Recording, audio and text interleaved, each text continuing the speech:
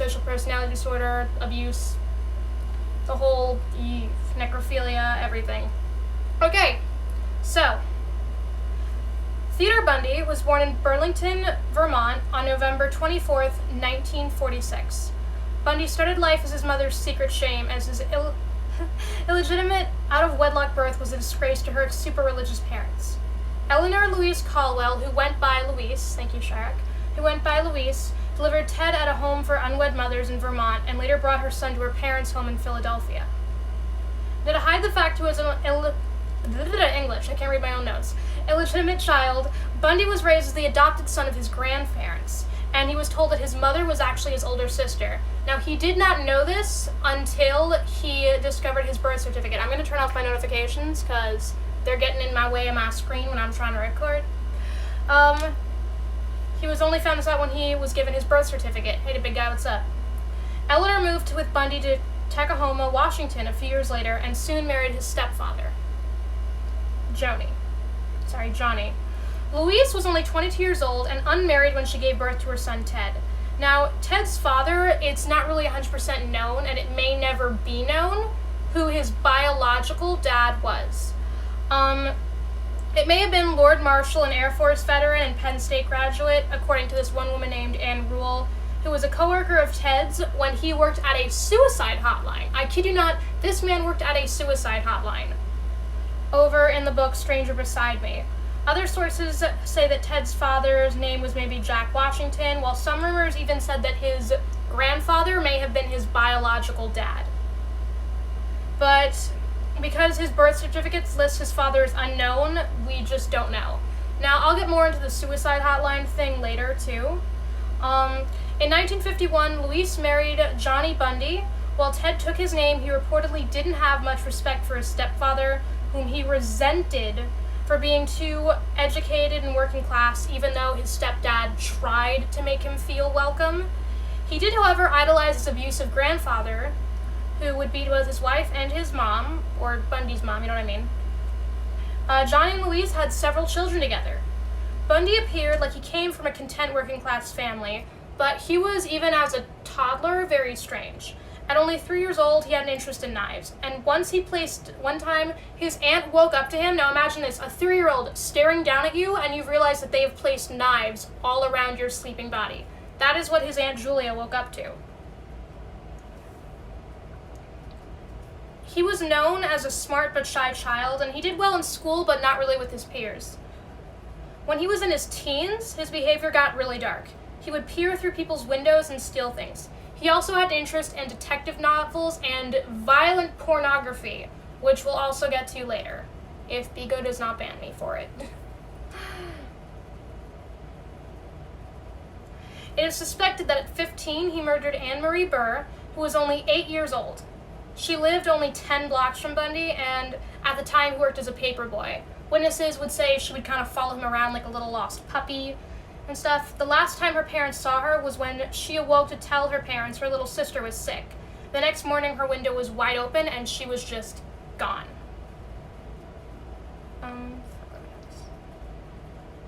Now, to this day, she has never been found. Some say that she may have been buried in the deep ditches that were in front of her house because it was being repaved and then maybe covered with asphalt. When asked about her murder, Theodore Bundy would just quickly change the topic and appeared uncomfortable. So, to this day, I don't know if he killed her. No one knows if he killed her. No one knows if that had an impact on him. Personally, I have a strong feeling he did. Or if he didn't, he knows something or it somehow very much affected him. He graduated from the University of Washington with a degree in psychology in 1972. There he fell for a young woman from California. Many of his victims would end up resembling her. They were all attractive college women with long, dark hair, parted in the middle, thin. He was accepted into law school in Utah, but he'd never earned his degree, which we'll get to, we'll say why. At one point in his life, he even worked at a suicide hotline. Now, hey Stubble, what's up? Now, I know we're just talking about Bundy. I know that I talked about this with Hazza the other day, about Bundy, people who work at suicide hotlines. Now, as a thing, I am not saying this, never call them, never blah blah, but we talked about how, narcissists tend to work there because they want to feel better at themselves. So keep in mind, this is Ted Bundy. I know we haven't gotten to his crimes yet, but he was a serial killer. He has a very high body count. Hey, honey, he's not just like a 1 or 2, which is already terrible by itself. He worked at a literal suicide hotline, and that is where the person who wrote Monster Beside Me, that is where she met him, was she was also a worker at a suicide hotline, or a volunteer, rather, at a suicide hotline. Now, by the mid-1970s, Bundy transformed himself. He went from this kind of awkward person to this outwardly confident and attractive, and he was very much in social and political matters. And so much so, to the point where he got a letter of recommendation from a Republican governor in Washington after working on his campaign. Now, honestly, that doesn't really shock me that he was into politics, because I'm not just saying this to be, I'm not saying most people are like that. Most narcissists, most hotline workers, I think, do care about people, but it's just a matter of there is a high percentage of people, and I'm not saying that to be like, oh, don't call them. Like, I've had to call mental health hotlines before. It's just that there are plenty of other, like, if you ever look up, there are a lot of specific hotlines, and if you're a person who can handle anxiety or who can, stay calm in an emergency situation, you actually have empathy, I would recommend, like, volunteering for one of them, because they need more volunteers. You might be on hold for, like, 2 hours sometimes, So, as I was saying, it doesn't really shock me, because it has been proven that a lot of psychopaths grow into be with bigger roles. Bigger roles as in, like, CEOs, politicians, roles where they're getting fed into, roles where they can kind of manipulate people, but they become very good at this manipulation. They become very good at, like, watching what people want, even though they have some trouble with social cues. Like, if you ever watch, they have the serial killer stare. Yeah, they have the serial killer stare. Sometimes, when they're supposed to be looking at someone as a sign of respect, like they're told, look me in the eye, they don't really get the cue when to look away. So that's why a lot of them kind of stare at you like this. Is because they're not kind of told, okay, look at someone for a while, and then that's kind of, like, their brain's kind of like, okay, now it looks intimidating, so then, they'll look away. Like, think about if you just look at someone for, like, 20 minutes straight, like, after a while it gets intimidating, but they can't really get that cue. They don't really know that cue. So the serial killer stare is really just them kind of being like, okay, I'm supposed to respect this person. I'm going to make it look like I respect them by just staring at them. Or to intimidate. It's one or the other, usually. Like I said, I'm not a psychologist. I'm just someone who has done my own research. Yes, I did take a psych class in high school, but I don't think that exactly qualifies me as a doctor or anything. Technically, he was more educated in psychology than I was, because, as I said, he got a psych degree. So, there is an article on biography.com about how his education in law school helped his life as a serial killer. I used biography.com to help me with a lot of my research, so feel free to check them out, please.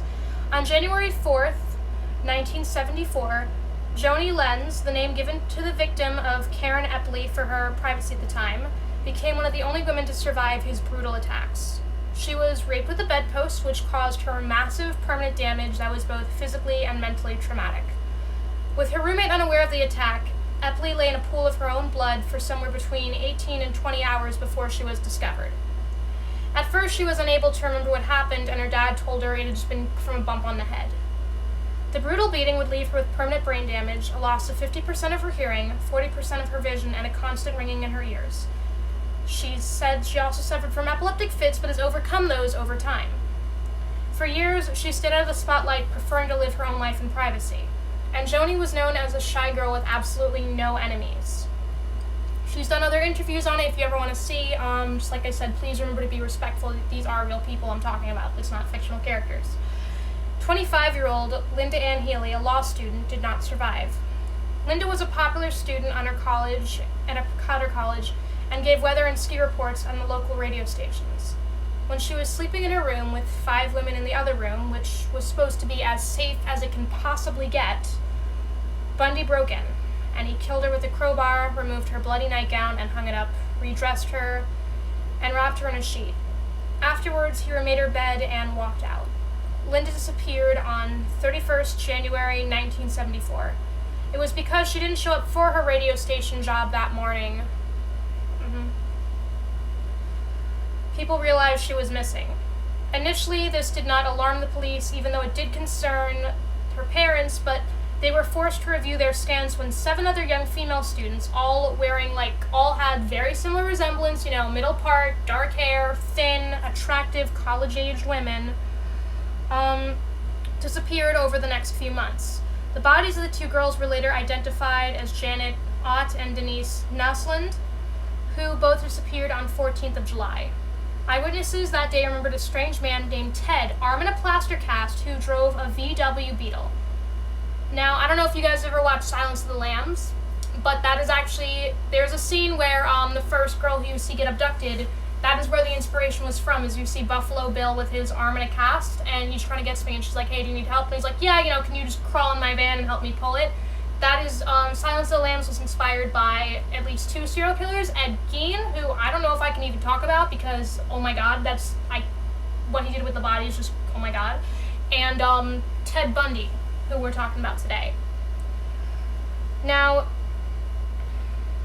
Ted Bundy moved to Utah, taking another 4 victims during October and November, one of whom turned out to be the daughter of the local police chief. And then, of course, they finally put effort into finding people, because we all know how that works. Yeah, I agree. We'll get into that too, because there were some people who heard attacks going on, and that ended up saving lives at some point, when someone would hear an attack and start screaming about calling the cops. That's in the very end, though, unfortunately. 3 days after Linda's abduction, according to the stranger beside me, a male voice called 911 and said, listen, and listen carefully. The person who attacked that girl on the 8th of last month and the person who took Lydia Healy away are one and the same. He was outside both houses. He was seen.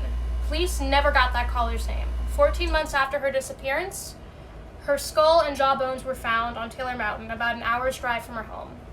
Several months prior to her death, Linda was planning on graduating and then working with disabled kids. Linda loved singing and the children she worked with. She used to use photos of them to decorate her bedroom wall, and everyone said that she had a lovely voice. In March 1974, Ted murdered 19-year-old Donna Gail Mason, a student at Evergreen State College south of Seattle, while she was on her way to a concert. Now, if she had been the first victim, I feel like it would have even taken longer, as she was known to be depressed when she went missing. On top of that, she often hitchhiked and would go missing for several days at a time. Friends initially thought she had just made travel plans without telling anyone, but eventually foul play was suspected to be involved. Seattle is where Bundy's girlfriend lived, although Donna's body was never found. Bundy confirmed he burned her skull in his girlfriend's fireplace. Bundy later on confessed to Detective Robert Keppel, of all the things I did to Liz, this is probably the one she is least likely to forgive me for. Poor Liz. Manson, this is actually, I know you were at Caleb's stream yesterday, because I know you're admin. This is the one I mentioned who was into the occult. Manson had an interest in the occult and signed up for a class on witchcraft. However, she didn't always attend class, as she was more of a free-spirited party girl who just often felt like she would go wherever the wind took her. On April of 1974, the 18-year-old Susan Elaine Raincourt vanished on a college campus, just like all of his other early victims. She was taken from the Central Washington State College east of Seattle. Unlike his other students, she had blonde hair and blue eyes. At 8 p.m. on April 17th, Raincourt had put a load of laundry in the washing machine and headed to a regular dorm advisors meeting. She planned to see a German film with a friend afterwards, but no one saw her after the meeting, and her clothes remained in the washing machine until a frustrated student finally took them out and put them on the table. Her disappearance prompted a massive search with no results. Susan was a very driven, intelligent, and very hardworking girl. She was a biology major and had a 4.0 average. She had worked 2 full-time jobs one summer to pay for her tuition. She had a boyfriend and a job in a nursing home, and she was also scared of the dark, which is why she usually did not go walking alone. Like I said, a lot of these victims weren't just, crawling into dark alleys. Yeah, and I mean, a few girls who got abducted were blonde, but yeah, people tried to change themselves. And keep in mind, a lot of these victims weren't even like they were, not that I'm trying to victim blame, it wasn't even like they were just, going into random whatever. They were trying to be safe. They were walking in well-lit places. They were, just sleeping in their bedrooms, but he would take advantage of their kindness. A lot of these girls worked at nursing homes or were very friendly or very whatever, and he would abuse their kindness. If they weren't hitchhiking, he would still be like, yo, I need help, and someone would volunteer and be a pretty girl. Only later evidence mounted that Rancourt was one of Ted Bundy's victims. The other students recall the eerie detail that the night Rancourt disappeared, they'd been approached by a man named Ted who had his arm in a sling. In May 1974, 22-year-old Roberta Kathleen Parks became the first known victim of Bundy in Oregon. The student disappeared somewhere between her... Oh, thank you, Stubble. Thank you. The student disappeared somewhere between her dorm room of Oregon State University and a coffee shop where her friends were waiting to meet her. Investigators later discovered her skull, along many others, at Taylor Mountain, Washington. Roberta, or Kathy, as some knew her as, was homesick for her family in California. Her father had just then recovered from a massive heart attack, and her sister, friends, and family loved her very much. On June 1974, Brenda Carol Ball and Georgina Hawkins were both attacked. June 1st and on June 11th, details gathered by the police showed a striking similarity: a man displaying a kind of handicap asking for help. Witnesses last saw 22-year-old Brenda Ball at 2 a.m. outside the Flame Tavern south of Seattle. Flame Tavern was her favorite place, by the way, one of her favorite places. Talking to a man in a sling. Others remembered a man on crutches struggling with a briefcase near the University of Washington the night a sorority girl, Georgianne Hawkins, vanished. Brenda had friends with whom she was supposed to meet up with. Her skull was found by college students on March 1st, 1974. She enjoyed hanging out at the Flame Tavern. The night she was taken, she'd been walking home from the tavern and asked a musician for a ride, but he was headed the other way. Brenda was described as a free spirit who was just trying to find her way in life. Georgianne Hawkins was a 5'2" small girl that had a very big mind. She maintained straight A's despite how hard the curriculum was, even though many of her classmates were getting C's. She had been cramming for her Spanish class, so it was giving her trouble, and she considered dropping it, but called her mom telling her she was deciding to try harder. Georgianne had said goodnight to her boyfriend that night and walked home to study some more. She was a cautious girl and tried to be safe when walking. She had only 40 feet to go in the brightly lit alley. Georgianne's roommate knew something was wrong when she didn't arrive 2 hours later and called Georgianne's boyfriend and learned she had left his place at 1 a.m. She woke the house mother, and together they waited for the girl. They called the police that morning, and because of other disappearances in the area, the Seattle police took action immediately. They later learned a house mother had awoken to a high-pitched scream, but thought it was just a student messing around, as usual, and went back to sleep. Murderpedia.com, who I also used to gather a lot of this information, writes, he asked for help carrying his briefcase to his car because of his fake cast, and she obliged. He knocked her out, stuffed her into the car, and sped away. She came to before he killed her, and in her confused rambling, she said she thought he'd been sent to help her with her Spanish exam. He knocked her out again, then pulled her over and strangled her. Before his execution, he claimed that part of her remains were found September 6, 1974, nearly 2 miles from the Lake Sammamish State Park. Hey, Tootie. July 14th, 1974.